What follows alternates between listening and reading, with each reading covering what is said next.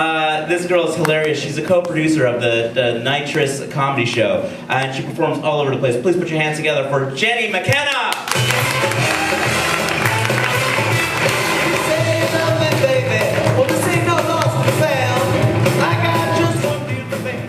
Hello, everyone. Woo! It's lovely to be here. I'm sorry I'm not Abby. You all went, woo! When she came on stage. It was the only woo I heard all night. She was talking about her mom a lot, and I'm just going to continue talking about my mom. Not her mom, that would be weird.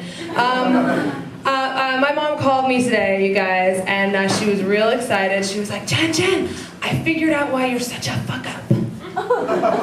Yeah. She's like, you're an indigo child. Do you guys know what this is? Has anyone heard of it? The indigo children, they're like this new age phenomenon. They're like, all right, I'm gonna try to explain. They're like aliens from outer space.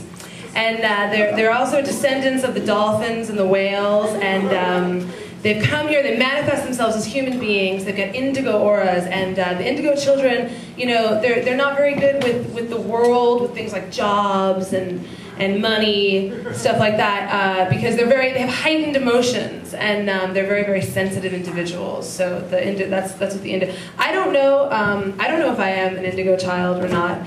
Here's what I do know, though. My mother would prefer I be an alien from outer space than a 29-year-old waitress with no children. That's what I know for sure. My mom and I are, I'm just kidding. I love my mom, actually. My mom and I are really, really close in age. She's actually freaking out right now. Like, she's freaking out because I've gotten to this age and I haven't had any kids. She's trying to set me up with all these guys and, like, just so they can impregnate me. Like, she doesn't care who it is. She took me to one of those, like, she took me to a dance club. She was like, come on, let's go to a dance club. We're gonna dance and then they're gonna impregnate you. It'll be great.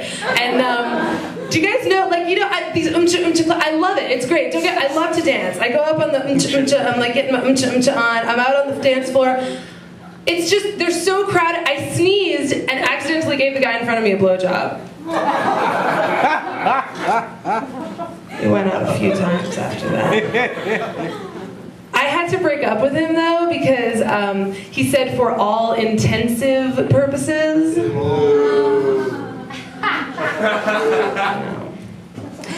And he was uncircumcised. That wasn't really his fault. Ken, is it? Is that your name?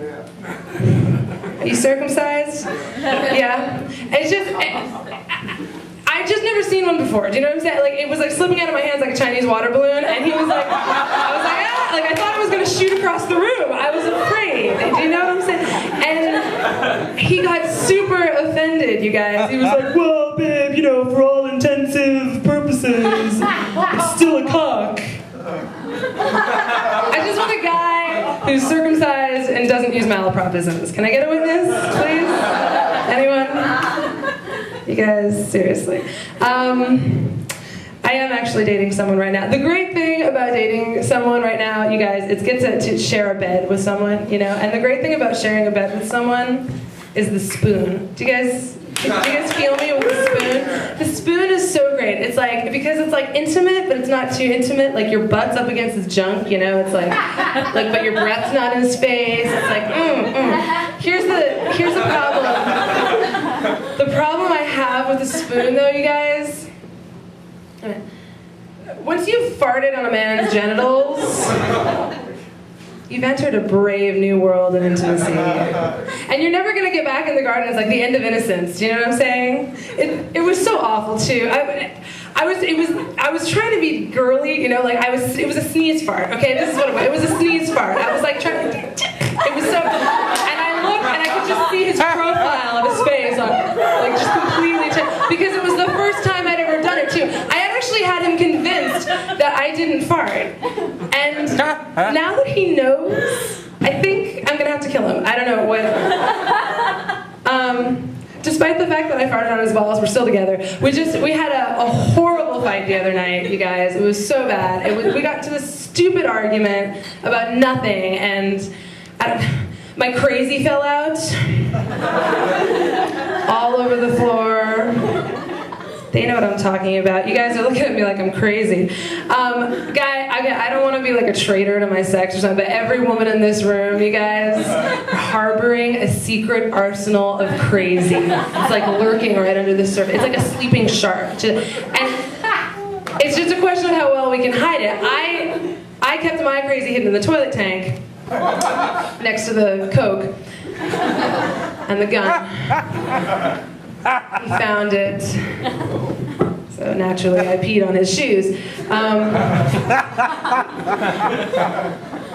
It's just, there's so much pressure, you know, to have kids and get married. It's just so much pressure. Do you feel it? Do you feel it? Do you know what I'm talking about? I just wish we could date like insects, you know? Do you know like the praying mantis? You know those weirdo creatures with like the big, they have sex for 8 days straight, you guys. 8 days straight, like attached to it, walking around the beast with 2 backs. And at the end of the 8 days, the female praying mantis devours the wasted remains of the male praying mantis and lays her newly fertilized eggs inside his hollowed out skull.